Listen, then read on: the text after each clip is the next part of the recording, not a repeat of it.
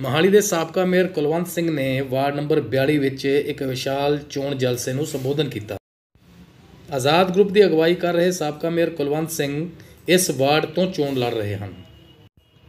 ਉਹਨਾਂ ਦੇ ਖਿਲਾਫ ਕਾਂਗਰਸ ਦੇ ਅਮਰੀਕ ਸਿੰਘ ਸੋਮਲ ਚੋਣ ਲੜ ਰਹੇ ਹਨ।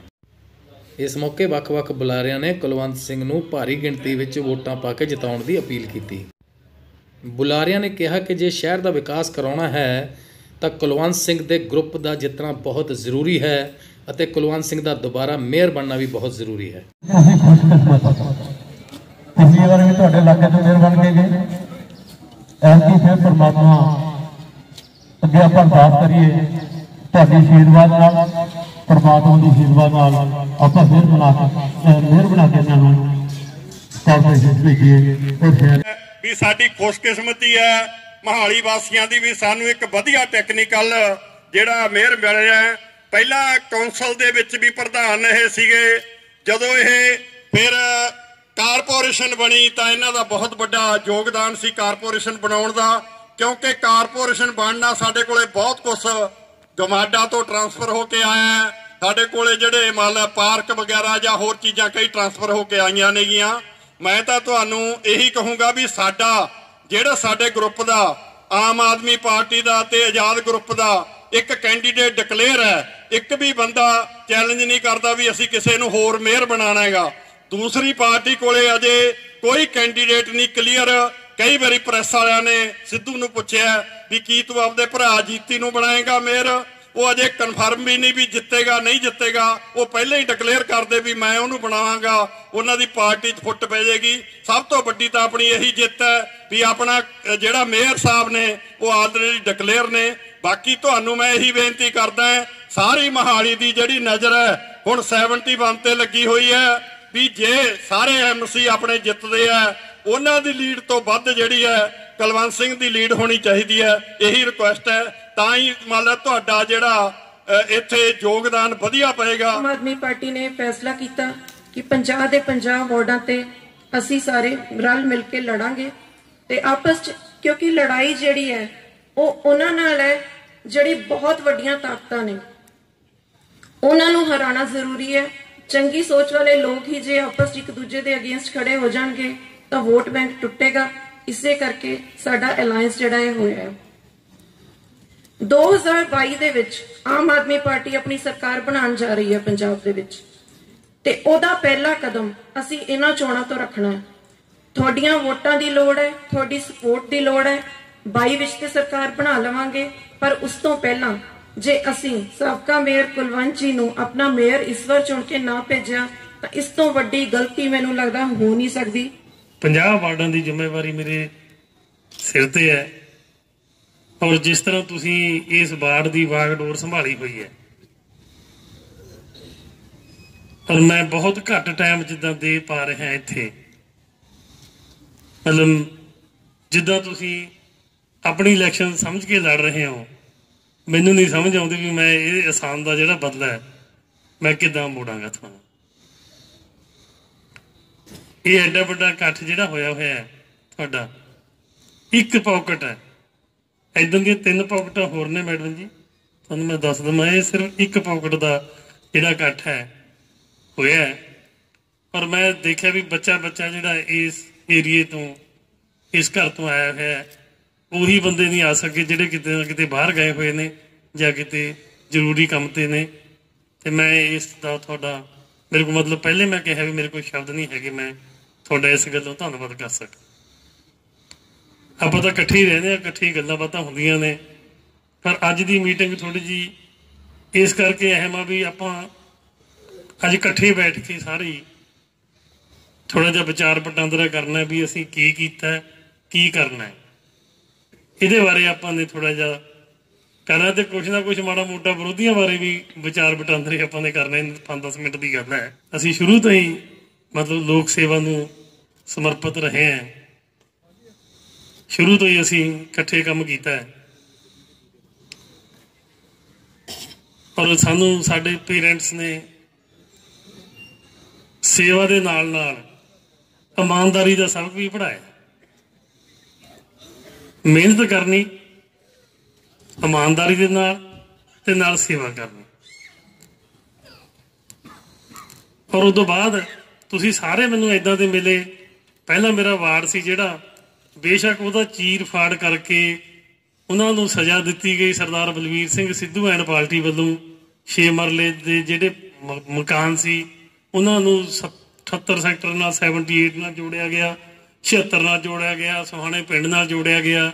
ਉਹਨਾਂ ਨੂੰ ਮੈਂ ਉਹਨਾਂ ਤੋਂ ਮਾਫੀ ਮੰਗਦਾ ਵੀ ਇਹ ਸਜ਼ਾ ਸ਼ਾਇਦ ਉਹਨਾਂ ਨੂੰ ਇਸ ਕਰਕੇ ਮਿਲੀ ਵੀ ਉਹ ਵੱਡੇ ਪੱਧਰ ਤੇ ਉਹਨਾਂ ਨੇ ਮੈਨੂੰ ਵੋਟਾਂ ਪਾਈਆਂ ਤੇ ਅੱਜ ਵੀ ਉਹ ਸਾਰੇ ਦੇ ਸਾਰੇ ਮੇਰੇ ਸਾਥੀ ਨੇ, ਮੇਰੇ ਨਾਲ ਖੜੇ ਨੇ। ਹੁਣ ਵੀ ਉਹ ਮੁਹਿੰਮ ਚਲਾ ਰਹੇ ਨੇ ਮੇਰੀ, ਭਾਵੇਂ ਉਹਨਾਂ ਨੂੰ ਕਿਸੇ ਵੀ ਜਗ੍ਹਾ ਤੇ ਉਹਨਾਂ ਨੇ ਜੋੜਤਾ। ਅਸੀਂ ਪਿਛਲੇ 5 ਸਾਲ ਇਸੇ ਸੈਕਟਰ ਨੇ ਮੈਨੂੰ ਬਣਾ ਕੇ ਭੇਜਿਆ। ਇੱਥੇ ਕਈ ਬੰਦੇ ਬੈਠੇ ਨੇ ਜਿਨ੍ਹਾਂ ਨੇ ਆਪਣੀਆਂ ਕੀਮਤੀ ਵੋਟਾਂ ਪਿਛਲੀ ਵਾਰ ਵੀ ਮੈਨੂੰ ਪਾਈਆਂ ਸੀ। 5 ਸਾਲ ਮੈਂ ਮੇਅਰ ਰਿਹਾ ਤੇ ਮੇਰੇ ਸਾਥੀ ਕੌਂਸਲਰ ਨੇ ਮੇਰਾ ਸਾਥ ਦਿੱਤਾ ਤੇ ਅਸੀਂ 250-300 ਕਰੋੜ ਰੁਪਏ ਦੇ ਜਿਹੜੇ ਕੰਮ ਨੇ ਉਹ ਕਰਾਉਣ ਦੇ ਵਿੱਚ ਕੰਪਲੀਟ ਕਾਮਯਾਬ ਹੋਏ। ਇਹਨਾਂ 250-300 ਕਰੋੜ ਦੇ ਕੰਮਾਂ ਦੇ ਵਿੱਚ ਕਦੇ ਵੀ ਕੋਈ ਕੰਟਰੋਵਰਸੀ ਨਹੀਂ ਹੋਈ, ਕਦੇ ਕੋਈ ਮਤੇ ਤੇ ਰੌਲਾ ਨਹੀਂ ਪਿਆ, ਕਦੇ ਕੋਈ ਝਗੜਾ ਨਹੀਂ ਹੋਇਆ, ਕਦੇ ਕਿਸੇ ਨੂੰ ਕਿਸੇ ਕੰਮ ਤੇ ਜਵਾਬ ਨਹੀਂ ਦਿੱਤਾ। ਉਹ ਇਸ ਕਰਕੇ ਨਹੀਂ ਕੋਈ ਝਗੜਾ ਹੋਇਆ, ਕੋਈ ਕੰਟਰੋਵਰਸੀ ਹੋਈ, ਕਿਉਂਕਿ ਜਿਹਨੇ ਵੀ ਜੋ ਕੰਮ ਕਿਹਾ, ਭਾਵੇਂ ਉਹ ਕਾਂਗਰਸ ਦਾ ਸੀ, ਭਾਵੇਂ ਅਕਾਲੀ ਦਲ ਦਾ ਸੀ, ਭਾਵੇਂ ਕੋਈ ਆਜ਼ਾਦ ਗਰੁੱਪ ਦਾ ਸੀ, ਭਾਵੇਂ ਬੀਜੇਪੀ ਦਾ ਸੀ, ਕਿਸੇ ਨੂੰ ਵੀ ਅਸੀਂ ਜਵਾਬ ਨਹੀਂ ਮੈਂ ਦਿੱਤਾ। ਮੈਂ ਕਿਹਾ ਹੁੰਦਾ ਸੀ ਆਪਣੇ ਆਫੀਸਰਸ ਨੂੰ ਬਈ ਤੁਸੀਂ ਜੋ ਇਹ ਕਹਿੰਦੇ ਆ ਪਾ ਦਿਓ, ਕਿਉਂਕਿ ਮੋਹਾਲੀ ਆਪਣਾ ਸਾਰਿਆਂ ਦਾ ਹੈ, ਨਾ ਇਹ ਕਾਂਗਰਸ ਦਾ, ਨਾ ਇਹ ਅਕਾਲੀਆਂ ਦਾ, ਨਾ ਇਹ ਆਮ ਆਦਮੀ ਪਾਰਟੀ ਦਾ, ਨਾ ਇਹ ਬੀਜੇਪੀ ਦਾ। ਔਰ ਜੇ ਆਪਾਂ ਦੂਜੇ ਪਾਸੇ ਕਹੀਏ ਸਭ ਦਾ ਹੀ ਆ। ਇਸ ਕਰਕੇ ਕੋਈ ਵੀ ਇੱਕ ਕੋਨਾ ਐਸਾ ਨਹੀਂ ਰਹਿਣਾ ਚਾਹੀਦਾ ਜਿਹੜਾ ਗੰਦਗੀ ਨਾਲ ਭਰਿਆ ਰਹੇ, ਜਿਹਦੇ ਡਿਵੈਲਪਮੈਂਟ ਨਾ ਹੋ ਸਕੇ। ਇਹ ਸਾਡਾ ਇੱਕ ਪਰਿਵਾਰ ਆ, ਸਾਡਾ ਇੱਕ ਘਰ ਹੈ। ਘਰ ਦੇ ਵਿੱਚ ਜੇ ਇੱਕ ਕੋਨਾ ਡਿਵੈਲਪਮੈਂਟ ਤੇ ਰਹਿ ਜਾਵੇ ਜਾਂ ਗੰਦਗੀ ਨਾਲ ਭਰਿਆ ਰਹਿ ਜਾਵੇ, ਉਹ ਘਰ ਨੂੰ ਆਪਾਂ ਸਾਫ਼ ਸੁਥਰਾ ਨਹੀਂ ਕਹਿ ਸਕਦੇ। ਇਸ ਕਰਕੇ ਅਸੀਂ ਸਾਰਿਆਂ ਦੇ ਕੰਮ ਕਰਾਏ। ਕੋਈ ਵੀ ਬੰਦਾ ਇਹ ਨਹੀਂ ਕਹਿ ਸਕਦਾ, ਕਾਂਗਰਸ ਦੇ ਵੀ ਜਿਹੜੇ ਬੰਦੇ ਖੜੇ ਨੇ ਸਾਡੇ ਮੈਂਬਰ ਸਾਹਿਬਾਨ ਜਿਹੜੇ ਸਾਬਕਾ ਨੇ, ਕੋਈ ਇਹ ਨਹੀਂ ਕਹਿ ਸਕਦਾ ਹੈਗਾ ਵੀ ਮੇਅਰ ਸਾਹਿਬ ਨੇ ਸਾਡੇ ਨਾਲ ਵਿਤਕਰਾ ਕੀਤਾ ਜਾਂ ਸਾਡਾ ਕੰਮ ਨਹੀਂ ਹੋਣ ਦਿੱਤਾ। ਜਿਹੜੇ ਤੁਹਾਡੇ ਇੱਥੇ ਪਹਿਲਾਂ ਕਾਉਂਸਲਰ ਹੁੰਦੇ ਸੀ ਉਹਦੇ ਬਾਰੇ ਵੀ ਗੱਲ ਕਰਾਂਗੇ। ਉਹਨਾਂ ਨੇ ਮੈਨੂੰ ਜੋ ਕਿਹਾ, ਜਿੱਦਾਂ ਕਿਹਾ, ਮੈਂ ਉਦਾਂ ਹੀ ਕਰਦਾ ਗਿਆ। ਔਰ ਮੈਂ ਆਪਣੇ ਵਾਰਡ ਵਾਲਿਆਂ ਨੂੰ ਵਾਰ-ਵਾਰ ਇੱਕ ਗੱਲ ਕਹਿੰਦਾ ਹੁੰਦਾ ਸੀ, ਹਰ ਲੈਕਚਰ 'ਚ ਇਹ ਗੱਲ ਕਹਿੰਦਾ ਸੀ ਜਦੋਂ ਮੈਨੂੰ ਬੁਲਾਉਂਦੇ ਸੀ, ਬਈ ਜਦੋਂ ਮੈਂ 5 ਸਾਲ ਬਾਅਦ ਆਵਾਂ ਤੁਹਾਡੇ ਕੋਲ, ਤੁਸੀਂ ਮੈਨੂੰ ਕੰਮ ਬਾਰੇ ਨਹੀਂ ਕੋਈ ਸ਼ਿਕਾਇਤ ਕਰਨੀ। ਜੇ ਨਹੀਂ ਸਰਕਾਰ ਕਰਦੀ ਹੈਗੀ, ਨਹੀਂ ਸਾਡੇ ਪ੍ਰੀਵਿਊ 'ਚ ਆਉਂਦਾ ਹੈਗਾ, ਮੇਰੇ ਤੋਂ ਕੋਲੋਂ ਕਰਾ ਦਿਓ, ਪਰ ਕੰਮ ਦੀ ਸ਼ਿਕਾਇਤ ਨਹੀਂ ਕਰਨੀ। ਇੱਥੇ ਬੈਠੇ ਹੋਣਗੇ ਕਿਹੜੇ ਹੋ ਕਹਿ ਦਿਓ। ਔਰ ਮੈਨੂੰ ਇਸ ਗੱਲ ਦੀ ਖੁਸ਼ੀ ਹੈ ਵੀ ਇਹ ਜਿਹੜਾ ਮੇਰਾ ਵਾਰਡ ਤੋੜਿਆ ਫੋੜਿਆ ਗਿਆ, ਉਹਦੇ ਵਿੱਚ ਕੁਝ ਵਾਰਡ ਮੇਰਾ ਪੁਰਾਣਾ ਵੀ ਹੈ, ਹਿੱਸਾ ਹੈ। ਤੇ ਉਹਨਾਂ ਦੇ ਵਿੱਚ ਜਦੋਂ ਮੈਂ ਗਿਆ ਵੋਟਾਂ ਮੰਗਣ ਦੇ ਵਾਸਤੇ, ਤਾਂ ਮੈਨੂੰ ਹਰ ਘਰ ਦਾ ਬੰਦਾ ਮੇਰੇ ਨਾਲ ਤੁਰਿਆ ਔਰ ਹਰ ਘਰ ਨੇ ਇਹ ਗੱਲ ਕਹੀ ਹੈ ਵੀ ਤੁਹਾਨੂੰ ਆਉਣ ਦੀ ਇੱਥੇ ਜ਼ਰੂਰਤ ਨਹੀਂ ਸੀ। ਮੈਨੂੰ ਬੜੀ ਇਸ ਗੱਲ ਦੀ ਖੁਸ਼ੀ ਮਹਿਸੂਸ ਹੋਈ। ਮੈਨੂੰ ਲੱਗਿਆ ਵੀ ਜੋ ਅਸੀਂ ਕੀਤਾ ਸੀ, ਸਾਡਾ ਉਹ ਸੇਵਾ ਜਿਹੜੀ ਉਹ ਥੋੜ੍ਹੀ ਬਹੁਤੀ ਲੋਕਾਂ ਦੇ ਵਿੱਚ ਪ੍ਰਵਾਨ ਚੜ੍ਹੀ ਆ। 5 ਸਾਲ ਦੇ ਵਿੱਚ ਅਸੀਂ sewerage, water supply, street light, ਸਫਾਈ, ਸਟੋਰਮ ਡਰੇਨ, ਕਿਸੇ ਵੀ ਕੰਮ ਨੂੰ ਕੋਈ ਛੱਡਿਆ ਨਹੀਂ ਹੈਗਾ ਜਿਹਨੂੰ ਨਾ ਟੱਚ ਕੀਤਾ ਹੋਵੇ। ਮੋਹਾਲੀ ਸ਼ਹਿਰ ਦਾ ਕੋਈ ਐਸਾ ਕੰਮ ਨਹੀਂ ਹੈਗਾ ਜਿਹੜਾ ਸਾਡੇ ਪ੍ਰੀਵਿਊ ਦੇ ਵਿੱਚ ਆਉਂਦਾ ਸੀ ਕਾਰਪੋਰੇਸ਼ਨ ਦਾ ਅਸੀਂ ਕੀਤਾ ਨਾ ਹੋਵੇ। ਸੜਕਾਂ ਬਾਰੇ ਤੁਸੀਂ ਦੇਖਿਆ ਵੀ ਇੱਕ ਸੜਕ ਪੱਕੀ, ਰੋਡ ਕਿਤੇ ਖੱਡਾ ਨਹੀਂ, ਕਿਤੇ ਟੋਇਆ ਨਹੀਂ। ਫਿਰ ਸਫਾਈ ਦਾ ਅਸੀਂ 1 ਮੀਲ ਪੱਥਰ ਲਾਇਆ ਮੋਹਾਲੀ ਸ਼ਹਿਰ ਨੂੰ ਸਫਾਈ ਕਰਾ ਕੇ। ਨਾਰਥ ਇੰਡੀਆ ਦੇ ਵਿੱਚ ਕੋਈ ਸਿਸਟਮ ਨਹੀਂ ਸੀ ਇੱਦਾਂ ਦਾ ਜਿੱਦਾਂ ਅਸੀਂ ਮੋਹਾਲੀ ਦੇ ਵਿੱਚ ਲੈ ਕੇ ਆਏ। ਔਰ ਲੋਕ ਦੇਖਣ ਆਏ ਵੀ ਮੋਹਾਲੀ 'ਚ ਸਫਾਈ ਕਿੱਦਾਂ ਹੁੰਦੀ ਆ। ਮਕੈਨੀਕਲ ਸਵੀਪਿੰਗ ਮੇਰਾ ਖਿਆਲ ਹੈ ਕਿਸੇ ਵੀ ਸ਼ਹਿਰ 'ਚ ਹਿੰਦੁਸਤਾਨ ਦੇ ਵਿੱਚ ਕੰਪਲੀਟ ਨਹੀਂ ਹੁੰਦੀ ਹੋਊਗੀ ਕਿਸੇ ਪੂਰੇ ਸ਼ਹਿਰ ਦੀ। ਇੱਕੋ ਇੱਕ ਮੋਹਾਲੀ ਦਾ ਸ਼ਹਿਰ ਆ ਪੂਰਾ ਜਿੱਥੇ ਮਕੈਨੀਕਲ ਸਵੀਪਿੰਗ ਹੋਈ, ਉਹ ਵੀ ਦਿਨ ਨੂੰ ਨਹੀਂ ਰਾਤ ਨੂੰ ਹੋਈ। ਤੁਸੀਂ ਸਾਰਿਆਂ ਬੰਦਿਆਂ ਨੇ ਮਸ਼ੀਨਾਂ ਚੱਲਦੀਆਂ ਦੇਖੀਆਂ ਹੋਣਗੀਆਂ ਰਾਤ ਨੂੰ, ਔਰ ਰਾਤ ਨੂੰ ਸਾਰੀ ਸਫਾਈ ਹੁੰਦੀ ਸੀ। ਜਿਹੜੀਆਂ ਮੇਨ ਰੋਡ ਸੀ, ਜਿਹੜੀਆਂ ਅੰਦਰਲੀਆਂ ਰੋਡ ਸੀ, ਉਹਨਾਂ ਦੇ ਇਕੱਲੇ ਬੀਟ ਸਿਸਟਮ ਬਣਾਇਆ ਗਿਆ। ਹਰ ਇੱਕ ਮੁਲਾਜ਼ਮ, ਹਰ ਇੱਕ ਜਿਹੜਾ ਸਵੀਪਰ ਸੀ, ਉਹਨਾਂ ਨੂੰ ਵੰਡ ਕੇ ਦਿੱਤੇ ਗਏ ਘਰ ਵੀ 1 ਤੋਂ 50 ਤੱਕ ਤੇਰੇ, 50 ਤੋਂ 100 ਤੱਕ ਤੇਰੇ। ਉਹਨਾਂ ਨੂੰ ਵਰਦੀ 'ਚ ਰੱਖਿਆ ਗਿਆ, ਝਾੜੂ ਫੜਾਇਆ ਗਿਆ ਔਰ ਨਾਲ ਬਕਾਇਦਾ ਇੱਕ ਡਸਟਬਿਨ ਵੀ ਦਿੱਤੀ ਗਈ ਵੀ ਢੇਰੀਆਂ ਲਾ ਕੇ ਅੱਗੇ ਨਹੀਂ ਲੰਘਣਾ, ਇਹਨਾਂ ਨੂੰ ਵਿੱਚ ਪਾ ਕੇ ਪਹਿਲਾਂ ਸਫਾਈ ਕਰਨੀ, ਫਿਰ ਡਸਟਬਿਨ 'ਚ ਪਾ ਕੇ ਜਿੱਥੇ ਕੂੜਾ ਇਕੱਠਾ ਕਰਦੇ ਉੱਥੇ ਸੁੱਟਣਾ। ਔਰ ਮੋਹਾਲੀ 3 ਵਾਰੀ ਪੰਜਾਬ ਦੇ ਵਿੱਚੋਂ ਫਸਟ ਆਇਆ ਹੈ ਜਦੋਂ ਮੈਂ ਮੇਅਰ ਸੀ। ਔਰ ਹੁਣ ਪਿਛਲੇ ਤੁਸੀਂ ਦੇਖਿਆ ਹੋਣਾ ਮਹੀਨਾ ਡੇਢ 2 ਮਹੀਨੇ ਪਹਿਲਾਂ ਖਬਰਾਂ ਆਈਆਂ ਨੇ ਵੀ ਮੋਹਾਲੀ ਸ਼ੌਚ ਮੁਕਤ ਹੋ ਗਿਆ। ਮੋਹਾਲੀ ਦੇ ਵਿੱਚ ਕੋਈ ਵੀ ਬਾਹਰ ਟਾਇਲਟ ਨਹੀਂ ਕਰ ਸਕਦਾ ਹੈਗਾ। ਅਸੀਂ ਇੱਦਾਂ ਦਾ ਸਿਸਟਮ ਬਣਾਤਾ, ਜਿੱਥੇ ਸੀ ਉੱਥੇ ਅਸੀਂ ਬਾਹਰ ਟਾਇਲਟ ਲਾਤੇ। ਉਹਦੇ ਵਿੱਚ ਵੀ ਮੋਹਾਲੀ ਇਸ ਵਾਰੀ ਫਸਟ ਆਇਆ। ਸਫਾਈ ਦੇ ਵਿੱਚ ਖਾਸ ਧਿਆਨ ਦਿੱਤਾ ਗਿਆ। ਔਰ ਮੈਂ ਦਾਅਵਾ ਕਰਦਾ ਵੀ ਸਫਾਈ 'ਚ 5 ਸਾਲ ਦੇ ਵਿੱਚ ਸਾਡੇ ਕੋਲ ਕੋਈ ਵੀ ਸ਼ਿਕਾਇਤ ਸਾਡੇ ਰਜਿਸਟਰ ਦੇ ਵਿੱਚ ਦਰਜ ਨਹੀਂ ਹੋਈ ਹੈਗੀ ਮੋਹਾਲੀ ਮਿਊਨਿਸਪਲ ਕੌਂਸਲ ਦੇ ਵਿੱਚ। ਹਾਲਾਂਕਿ ਸਫਾਈ ਇੱਕ ਐਸਾ ਕੰਮ ਆ ਵੀ ਮਿਊਨਿਸਪਲ ਕਾਰਪੋਰੇਸ਼ਨ ਦਾ ਜਿੱਥੇ ਵੀ ਨੇ ਜਾਂ ਕੌਂਸਲਰ ਨੇ ਸਫਾਈ ਦਾ ਹੀ ਰੌਲਾ ਪੈਂਦਾ, ਹੋਰ ਕੋਈ ਸ਼ਿਕਾਇਤ ਨਹੀਂ। ਫਿਰ ਆ LED ਜਿਹੜੀਆਂ ਲਾਈਟਾਂ ਲਾਈਆਂ ਗਈਆਂ 100% ਸਾਰਾ ਮੈਂ ਸਟਰੀਟ ਲਾਈਟ ਦਾ ਸਿਸਟਮ ਆ ਜਿਹੜਾ ਤੁਸੀਂ ਦੇਖਿਆ ਸਾਰਾ LED ਕੀਤਾ ਗਿਆ। ਪਾਰਕਾਂ ਦੇ ਵਿੱਚ ਵੀ ਲਾਈਟ LED ਕੀਤੀਆਂ। ਨਾਰਥ ਇੰਡੀਆ ਵਿੱਚ ਕੋਈ ਦੇਸ਼ ਨਹੀਂ, ਕੋਈ ਸ਼ਹਿਰ ਨਹੀਂ ਇੱਦਾਂ ਦਾ। ਔਰ ਪੂਰੇ ਦੇਸ਼ ਦੇ ਵਿੱਚ ਚੰਦ ਸ਼ਹਿਰ ਹੋਣਗੇ ਜਿਨ੍ਹਾਂ ਵਿੱਚ ਕੰਪਲੀਟ LED ਲੱਗੀ ਹੋਈ ਹੈ। ਈਵਨ ਚੰਡੀਗੜ੍ਹ ਬਹੁਤ ਮਸ਼ਹੂਰ ਹੈ, ਹਰ ਗੱਲ ਚੰਡੀਗੜ੍ਹ ਦੀ ਉਦਾਹਰਨ ਦਿੰਦੇ ਆ ਤੇ ਅਸੀਂ ਵੀ ਚੰਡੀਗੜ੍ਹ ਵਰਗਾ ਬਣਨਾ ਚਾਹੁੰਦੇ ਹਾਂ। ਪਰ ਮੈਂ ਤੁਹਾਨੂੰ ਇਹ ਦੱਸ ਦੇਣਾ ਚਾਹੁੰਦਾ ਵੀ ਕਿਤੇ ਕਿਤੇ ਅਸੀਂ ਚੰਡੀਗੜ੍ਹ ਤੋਂ ਕਾਫੀ ਅੱਗੇ ਹਾਂ। ਚੰਡੀਗੜ੍ਹ LED ਲਾਈਟ ਨਹੀਂ ਕਰ ਸਕਿਆ ਪੂਰੀ ਕੰਪਲੀਟ ਆਪਣੇ ਸ਼ਹਿਰ ਦੀ, ਸਾਡੀ ਕੰਪਲੀਟ ਆ। ਚੰਡੀਗੜ੍ਹ ਨੇ ਸਾਡੀ ਰੀਸ ਕਰਕੇ ਹੁਣ ਮਕੈਨੀਕਲ ਸਵੀਪਿੰਗ ਸ਼ੁਰੂ ਕੀਤੀ ਹੈ। ਮਕੈਨੀਕਲ ਸਵੀਪਿੰਗ ਸਾਲ ਪਹਿਲਾਂ ਅਸੀਂ 4 ਸਾਲ ਪਹਿਲਾਂ ਕਰ ਚੁੱਕੇ ਸੀ। ਇਸ ਕਰਕੇ ਇਹ ਨਹੀਂ ਗੱਲ ਵੀ ਚੰਡੀਗੜ੍ਹ ਸਾਰਾ ਅੱਗੇ ਆ। ਸਾਡੇ ਲਿਮਟਿਡ ਰਿਸੋਰਸ ਨੇ, ਲਿਮਟਿਡ ਸਾਡੇ ਕੋਲ ਬਜਟ ਆ, ਲਿਮਟਿਡ ਪੈਸਾ ਹੈ। ਅਸੀਂ ਉਹਨੂੰ ਕਿਫਾਇਤ ਨਾਲ ਵਰਤ ਕੇ ਚੰਡੀਗੜ੍ਹ ਤੋਂ ਅੱਗੇ ਵੀ ਕਈ ਕੰਮਾਂ ਦੇ ਵਿੱਚ ਨਿਕਲੇ ਹੋਏ ਆ। ਐਸੀ ਗੱਲ ਨਹੀਂ ਉਹਨਾਂ ਨੇ ਸੋਚਿਆ ਹੀ ਹੋਣੀ ਆ। ਜੇ ਪੰਜਕੂਲੇ ਨੇ ਤਾਂ ਸੋਚਿਆ ਵੀ ਨਹੀਂ ਵੀ ਅਸੀਂ LED ਲਾਉਣੀ ਆ। ਸਫਾਈ ਦਾ ਉੱਥੇ ਜੋ ਹਾਲ ਆ ਆਪਾਂ ਨੂੰ ਸਾਰਿਆਂ ਨੂੰ ਪਤਾ ਹੋਣਾ ਚਾਹੀਦਾ। ਤੇ ਉਹ ਤੋਂ ਬਾਅਦ ਫਿਰ ਇੱਥੇ ਪਾਣੀ ਆ ਗਿਆ ਸੀ, ਤੁਹਾਨੂੰ ਪਤਾ ਅਸੀਂ ਉਦੋਂ ਵੀ ਮਤਲਬ ਇੱਥੇ ਆ ਕੇ ਵਿੱਚ ਖੜੇ ਲੋਕਾਂ ਦੇ ਤੁਸੀਂ ਦੇਖਿਆ। ਤੇ ਉਹ ਤੋਂ ਬਾਅਦ ਪਾਣੀ ਦੀ ਸਮੱਸਿਆ ਦਾ ਹੱਲ ਕਰਾਇਆ ਬਿਨਾਂ ਪੈਸੇ ਖਰਚੇ। ਪਹਿਲਾਂ ਸਾਰਾ ਸਿਸਟਮ ਪਿਆ ਹੋਇਆ ਸੀ, ਸਾਫ਼ ਕਰਵਾਇਆ ਔਰ ਮੁੜ ਕੇ ਬਾਰਿਸ਼ਾਂ ਵੀ ਹੋਈਆਂ, ਸਾਰਾ ਕੁਝ ਹੋਇਆ। ਤੁਸੀਂ ਕਹਿ ਦਿਓ ਵੀ ਜੇ ਕਦੇ ਪਾਣੀ ਦੀ ਬੂੰਦ ਵੀ ਇੱਥੇ ਖੜੀ ਹੋਵੇ। ਔਰ ਉਸ ਤੋਂ ਬਾਅਦ ਫਿਰ ਅਸੀਂ ਜਿਹੜਾ ਮੇਨ ਸੀਵਰੇਜ ਦਾ ਕੰਮ ਕਰਵਾਇਆ, ਜਿਹੜਾ ਮੈਂ ਹਰ ਜਗ੍ਹਾ ਜ਼ਿਕਰ ਕਰਦਾ, ਮੈਨੂੰ ਥੋੜਾ ਜਿਹਾ ਮਾਣ ਮਹਿਸੂਸ ਹੁੰਦਾ ਇਸ ਗੱਲ ਦਾ ਬਈ 26 ਕਰੋੜ ਰੁਪਏ ਦੀ ਲਾਗਤ ਨਾਲ ਜਿਹਦਾ ਫੂਲਰਾਜ ਨੇ ਜ਼ਿਕਰ ਕੀਤਾ। ਪਹਿਲੀ ਮੀਟਿੰਗ ਦੇ ਵਿੱਚ ਡਾਕੂਮੈਂਟਰੀ ਪ੍ਰੂਫ ਹੈ ਵੀ ਪਹਿਲੀ ਮੀਟਿੰਗ ਦੇ ਵਿੱਚ ਮੈਂ ਲੈ ਕੇ ਗਿਆ ਸੀਵਰੇਜ ਦੀ ਮੇਨ ਲਾਈਨ ਮੋਹਾਲੀ ਦੀ ਇੱਕ ਪਈ ਹੋਈ ਆ 50 ਸਾਲ ਪੁਰਾਣੀ, ਫਰੈਂਕੋ ਹੋਟਲ ਤੋਂ ਲੈ ਕੇ 83 ਸੈਕਟਰ ਦੇ ਮਤਲਬ ਜਿਹੜਾ ਸੀਵਰੇਜ ਟ੍ਰੀਟਮੈਂਟ ਪਲਾਂਟ ਹੈ ਉੱਥੇ ਤੱਕ ਪਈ ਹੋਈ ਸੀ, ਜਿਹੜੀ ਡੈਮੇਜ ਹੋ ਚੁੱਕੀ ਸੀ। ਲਾਈਫ ਉਹਦੀ ਖਤਮ ਹੋ ਰਹੀ ਸੀ, ਜਗ੍ਹਾ ਜਗ੍ਹਾ ਤੇ ਟੁੱਟ ਜਾਂਦੀ ਸੀ। ਅਸੀਂ ਠੀਕ ਕਰਦੇ ਸੀ ਕਿਉਂਕਿ ਮੈਂ 2000 ਤੋਂ ਲੈ ਕੇ 2005 ਤੱਕ ਤੁਹਾਨੂੰ ਪਤਾ ਮੈਂ ਪ੍ਰਧਾਨ ਵੀ ਰਿਹਾ, ਤਾਂ ਮੈਨੂੰ ਪਤਾ ਸੀ ਵੀ ਇਹ ਲਗਾਤਾਰ ਜਿਹੜਾ ਸਿਸਟਮ ਆ ਡੁੱਬਦਾ ਜਾ ਰਿਹਾ। ਤੇ ਆਉਂਦੀ ਸਾਰ ਸਭ ਤੋਂ ਪਹਿਲਾਂ ਪਹਿਲੀ ਮੀਟਿੰਗ ਦੇ ਵਿੱਚ ਮੈਂ ਇਹ ਪਾਸ ਕੀਤਾ 26 ਕਰੋੜ ਦਾ ਮਤਾ, ਔਰ 3.5 ਸਾਲ ਦੀ ਮੁਸ਼ੱਕਤ ਦੇ ਨਾਲ ਪਾਸ ਕਰਾਇਆ। ਔਰ ਉਸ ਤੋਂ ਬਾਅਦ ਟੈਂਡਰ ਲਾਏ, ਟੈਂਡਰ ਲਾ ਕੇ ਵਰਕ ਆਰਡਰ ਕੀਤਾ, ਲਾਈਨ ਪੈ ਰਹੀ ਆ। ਔਰ 26 ਕਰੋੜ ਦੇ ਵਿੱਚ ਸੈਂਟਰ ਨੇ ਦੇਣਾ 50%, 13 ਕਰੋੜ ਰੁਪਈਆ, 30% ਸਟੇਟ ਨੇ ਦੇਣਾ ਤੇ 20% ਅਸੀਂ ਕਾਰਪੋਰੇਸ਼ਨ ਨੇ ਦੇਣਾ, ਜਿਹੜਾ ਤੁਹਾਡਾ ਪੈਸਾ ਹੈ। ਇਹ ਅਸੀਂ ਪੈਸਾ ਅਸੀਂ ਕੰਮ ਸ਼ੁਰੂ ਕਰਾਇਆ। ਔਰ ਇਹ ਲਾਈਨ ਜਿਹੜੀ ਆ ਮੈਂ ਤੁਹਾਨੂੰ ਇਹ ਦੱਸ ਦੇਣਾ ਚਾਹੁੰਦਾ ਵੀ 50 ਸਾਲ ਘੱਟੋ ਘੱਟ ਤੇ 100 ਸਾਲ ਤੱਕ ਮੋਹਾਲੀ ਦੇ ਵਿੱਚ ਸੀਵਰੇਜ ਦੀ ਕੋਈ ਪ੍ਰੋਬਲਮ ਨਹੀਂ ਆ ਸਕਦੀ ਮੇਜਰ। ਇਹ ਮੇਰੀ ਗਰੰਟੀ ਲਿਖ ਕੇ ਦਿੰਦਾ ਮੈਂ ਤੁਹਾਨੂੰ। ਔਰ ਉਸ ਤੋਂ ਬਾਅਦ ਵਾਟਰ ਸਪਲਾਈ ਦਾ ਪਤਾ ਪਾਇਆ ਉਸੇ ਮੀਟਿੰਗ 'ਚ 15 ਕਰੋੜ ਰੁਪਏ ਦਾ, ਉਹ ਵੀ ਡਾਕੂਮੈਂਟਰੀ ਪ੍ਰੂਫ ਹੈ। ਝੂਠ ਵਾਲਾ ਕੰਮ ਨਹੀਂ, ਨਾ ਕੋਈ ਗੱਪ ਹੈ। ਸਾਡੇ ਕੋਲ ਸੱਚ ਬੋਲਣ ਵਾਸਤੇ ਇੰਨਾ ਕੁਛ ਹੈ ਨਾ, ਕਾਫੀ ਟਾਈਮ ਲੱਗ ਜਾਂਦਾ। ਇਸ ਕਰਕੇ ਮੈਂ ਮੋਟੀਆਂ ਗੱਲਾਂ ਦੱਸਦਾ ਤੁਹਾਨੂੰ।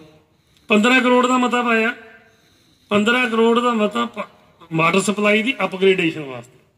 ਵਾਟਰ ਸਪਲਾਈ ਜਿਹੜੀ ਆਪਾਂ ਪੀਂਦੇ ਆ, ਜਿਹੜੀ ਆਪਾਂ ਫਿਰ ਗੱਡੀਆਂ ਧੋ ਕੇ ਪਾਣੀ ਦੀ ਵੇਸਟ ਵੀ ਕਰਦੇ ਆ ਬਹੁਤ, ਉਹ ਬਹੁਤ ਹੀ ਸਿਸਟਮ ਦੇ ਵਿੱਚ ਗੁਜ਼ਰ ਕੇ ਪੀਣ ਦੇ ਲਾਇਕ ਪਾਣੀ ਬਣਾਇਆ ਜਾਂਦਾ ਤੇ ਤੁਹਾਡੇ ਕੋਲੋਂ ਪਹੁੰਚਦਾ ਸੀ। ਵਾਟਰ ਟ੍ਰੀਟਮੈਂਟ ਪਲਾਂਟ ਪੁਰਾਣਾ ਹੋ ਚੁੱਕਿਆ ਸੀ, ਮੈਨੂੰ ਪਤਾ ਸੀ ਵੀ ਇਹ ਕਿਸੇ ਵੇਲੇ ਵੀ ਜਵਾਬ ਦੇ ਸਕਦਾ ਤੇ ਸਾਫ਼ ਸੁਥਰਾ ਪਾਣੀ ਤੁਹਾਨੂੰ ਲਗਾਤਾਰ ਮਿਲਦਾ ਰਹੇ। 15 ਕਰੋੜ ਦਾ ਐਸਟੀਮੇਟ ਪਾਸ ਕਰਾਇਆ, ਉਹ ਵੀ ਉਸੇ ਸਿਸਟਮ ਦੇ ਵਿੱਚੋਂ 50% ਦਿੱਲੀ ਤੋਂ ਲਿਆ, 30 ਚੰਡੀਗੜ੍ਹ ਤੋਂ ਤੇ 20% ਮੋਹਾਲੀ ਤੋਂ ਪੈਸਾ ਲਾ ਕੇ ਉਹ ਵੀ ਕੰਮ ਚੱਲ ਰਿਹਾ। ਉਹ ਦਿਸਦਾ ਨਹੀਂ, ਕਈ ਕੰਮ ਐਸੇ ਹੁੰਦੇ ਜਿਹੜੇ ਸਾਹਮਣੇ ਨਹੀਂ ਦਿਸਦੇ, ਉਹ ਕੰਮ ਦਿਸਦਾ ਨਹੀਂ ਹੈਗਾ। ਜਾ ਕੇ ਕੋਈ ਵੀ ਤੁਸੀਂ ਦੇਖ ਸਕਦੇ ਹੋ, ਵਾਟਰ ਸਪਲਾਈ ਦੀ ਅਪਗ੍ਰੇਡੇਸ਼ਨ ਦਾ ਕੰਮ ਚੱਲ ਰਿਹਾ ਹੈ। ਔਰ ਆਉਣ ਵਾਲੇ 25-30 ਸਾਲ ਲਈ ਤੁਹਾਨੂੰ ਕੋਈ ਵਾਟਰ ਸਪਲਾਈ ਦੇ ਸਾਫ਼ ਸੁਥਰੇ ਪਾਣੀ ਦੀ ਪ੍ਰੋਬਲਮ ਨਹੀਂ ਰਹੂਗੀ। ਇਹ ਵੀ ਮੇਰੀ ਗਰੰਟੀ ਲਿਖ ਕੇ ਮੈਂ ਦਿੰਦਾ ਤੁਹਾਨੂੰ। ਔਰ ਦੂਸਰੇ ਪਾਸੇ ਮੈਂ ਹੁਣ ਥੋੜੀ ਜਿਹੀ ਗੱਲ ਆਪਣੀ ਪਹਿਲਾਂ ਤਾਂ ਮਿਨਿਸਟਰ ਦੀ ਕਰ, ਕਿਉਂਕਿ ਆਪਾਂ ਨੇ ਉਹਨੂੰ 10 ਸਾਲ ਪਹਿਲਾਂ ਨਾ 15 ਸਾਲ ਪਹਿਲਾਂ 14 ਸਾਲ MLA ਬਣਾਇਆ ਸੀ। ਪਹਿਲੀ ਟਰਮ MLA ਰਿਹਾ, ਦੂਜੀ ਰਿਹਾ, ਤੀਜੀ ਫੇਰ ਦਿੱਤਾ ਮੌਕਾ। ਔਰ 10 ਸਾਲ ਉਹ ਇਹ ਕਹਿੰਦੇ ਰਹੇ ਸਰਦਾਰ ਸਾਹਿਬ ਵੀ ਮੇਰੀ ਸਰਕਾਰ ਨਹੀਂ, ਮੈਂ ਕੰਮ ਨਹੀਂ ਕਰਾ ਸਕਦਾ ਆਪੋਜੀਸ਼ਨ ਦੇ ਵਿੱਚ। ਪਰ ਐਸੀ ਗੱਲ ਕੋਈ ਨਹੀਂ, ਮਤਲਬ ਜੇ ਕੰਮ ਕਰਾਉਣ ਦੀ ਚਾਹ ਹੋਵੇ, ਜੇ ਮਾੜਾ ਮੋਟਾ ਵਿਜ਼ਨ ਹੋਵੇ, ਜੇ ਸੋਚ ਹੋਵੇ ਤਾਂ ਆਪੋਜੀਸ਼ਨ ਦੇ ਕੰਮ ਜ਼ਿਆਦਾ ਹੁੰਦੇ ਨੇ। ਮੈਂ ਦੇਖਿਆ ਸੀ, ਮੈਂ ਆਪੋਜੀਸ਼ਨ ਵਾਲਿਆਂ ਨੂੰ ਪਹਿਲਾਂ ਬਿਠਾ ਲਦਾ ਸੀ ਵੀ ਮੀਟਿੰਗ 'ਚ ਕੋਈ ਰੌਲਾ ਰੱਪਾ ਨਾ ਪਾਉਣ। ਯਾਰ ਜਿਹੜਾ ਮੈਂ ਕਿਹਾ ਹੋਇਆ ਸੀ ਮੁਲਾਜ਼ਮਾਂ ਨੂੰ, ਆਪਣੇ ਅਫਸਰਾਂ ਨੂੰ ਵੀ ਜਿਹੜਾ ਆਪੋਜੀਸ਼ਨ ਦੇ ਕੰਮ ਨੇ ਨਾ ਉਹ ਮੇਰੇ ਕੋਲ ਆਉਣੇ ਨਾ ਦਿਆ ਕਰੋ, ਤੁਸੀਂ ਪਹਿਲਾਂ ਹੀ ਕਰ ਦਿਆ ਕਰੋ, ਨਹੀਂ ਤਾਂ ਉਹ ਮੀਟਿੰਗ ਦੇ ਵਿੱਚ ਰੌਲਾ ਰੱਪਾ ਪਾਉਂਦੇ ਨੇ, ਟਾਈਮ ਵੇਸਟ ਹੁੰਦਾ। ਇਸ ਕਰਕੇ ਜੇ ਰੌਲਾ ਰੱਪਾ ਪਾਉਣ ਵਾਲਾ ਕੰਮ ਬੰਦਾ ਹੋਵੇ ਤਾਂ ਆਪੋਜੀਸ਼ਨ ਦੇ ਕੰਮ ਜ਼ਿਆਦਾ ਹੁੰਦੇ ਨੇ। ਇਹਨੂੰ 10 ਸਾਲ ਕਹਿੰਦੇ ਵੀ ਆਪੋਜੀਸ਼ਨ, ਚਲੋ ਆਪਾਂ ਉਹਨੂੰ ਮਾਫ ਕਰਤਾ ਵੀ ਛੱਡੋ, 10 ਸਾਲ ਤੂੰ ਨਹੀਂ ਕੰਮ ਕਰਾਇਆ, ਕੋਈ ਗੱਲ ਨਹੀਂ। ਹੁਣ 4 ਸਾਲ ਹੋ ਗਏ MLA ਸਾਹਿਬ ਬਣੇ ਨੂੰ, ਮੰਤਰੀ ਵੀ ਬਣ ਗਿਆ, ਪਹਿਲਾਂ ਛੋਟਾ ਸੀ ਹੁਣ ਵੱਡਾ ਮੰਤਰੀ ਬਣ ਗਿਆ। ਵੱਡਾ ਮਹਿਕਮਾ, ਕਰੋੜਾਂ ਦਾ ਬਜਟ ਹੈ। ਇੱਕ ਸਿੰਗਲ ਕੰਮ ਨੂੰ ਜਦੋਂ ਆਉਣ ਸਾਹਿਬ ਸਾਡੇ ਆਪਣੇ ਕੋਲ, ਤੁਹਾਡੇ ਕੋਲ ਨਾ ਜੀ, ਬਹੁਤ ਗੇੜੇ ਮਾਰਨਗੇ, ਮਾਰਨੇ ਵੀ ਨਹੀਂ 1-2 ਦਿਨ 'ਚ ਹੀ। ਉਹਨਾਂ ਨੂੰ ਜ਼ਰੂਰ ਪੁੱਛੋ ਵੀ ਇੱਕ ਸਿੰਗਲ ਕੰਮ ਮੈਨੂੰ ਦੱਸੋ ਸਾਨੂੰ ਵੀ ਜਿਹੜਾ ਉਹਨੇ ਮੋਹਾਲੀ ਸ਼ਹਿਰ ਲਈ ਕਰਾਇਆ ਹੋਵੇ ਜਾਂ ਮੋਹਾਲੀ ਹਲਕੇ ਲਈ ਕਰਾਇਆ ਹੋਵੇ। ਇੱਕ ਸਿੰਗਲ ਕੰਮ ਵੀ ਨਹੀਂ ਕਰਾਇਆ। ਸਾਡੇ ਪਾਸ ਕੀਤੇ ਮਤੇ ਜਿਹੜੇ ਅਸੀਂ ਪਾਸ ਕੀਤੇ ਸੀ ਰੁਕਵਾ ਕੇ 2 ਮਹੀਨੇ ਪਹਿਲਾਂ ਜਦੋਂ ਸਾਡੀ ਟਰਮ ਪੂਰੀ ਹੋਈ ਆ, ਉਹਨਾਂ ਦੇ ਨੀਂਹ ਪੱਥਰ ਰੱਖਦੇ ਫਿਰਦੇ ਨੇ। ਮੈਂ ਹੈਰਾਨ ਹਾਂ ਇਸ ਗੱਲੋਂ ਬਈ ਜਿਹੜਾ ਮੇਨਟੇਨੈਂਸ ਦੇ ਨੀਂਹ ਪੱਥਰ ਰੱਖਦੇ ਮੈਂ ਕਦੇ ਨਹੀਂ ਦੇਖਿਆ। ਹਾਂ, ਜੇ ਕੋਈ ਵੱਡਾ ਪ੍ਰੋਜੈਕਟ ਲੈ ਕੇ ਆਉਂਦਾ, ਕੋਈ ਸਕੂਲ, ਕੋਈ ਕਾਲਜ, ਕੋਈ ਹਸਪੀਟਲ, ਕੋਈ ਡਿਸਪੈਂਸਰੀ ਤੱਕ ਨਹੀਂ ਲੈ ਕੇ ਆ ਸਕਿਆ, ਹੈਲਥ ਮਿਨਿਸਟਰ ਸੀ। ਹੋਰ ਦਾ ਹੋਰ ਸਭ ਤੋਂ ਵੱਡਾ ਵਾਅਦਾ ਕੀਤਾ ਸੀ ਪ੍ਰਾਪਰਟੀ ਟੈਕਸ ਮਾਫ ਕਰਾਉਣ ਦਾ, ਵੀ ਮੈਨੂੰ MLA ਬਣਾ ਦਿਓ, ਮੈਂ ਪ੍ਰਾਪਰਟੀ ਟੈਕਸ ਪਹਿਲ ਦੇ ਆਧਾਰ ਤੇ ਮੈਂ ਖਤਮ ਕਰਾਊਂਗਾ। ਔਰ ਤੁਸੀਂ ਦੇਖ ਲਓ ਵੀ 4 ਸਾਲ ਹੋ ਗਏ, 8 ਮਹੀਨੇ ਰਹਿ ਗਏ ਸਿਰਫ ਸਰਕਾਰ ਦੇ।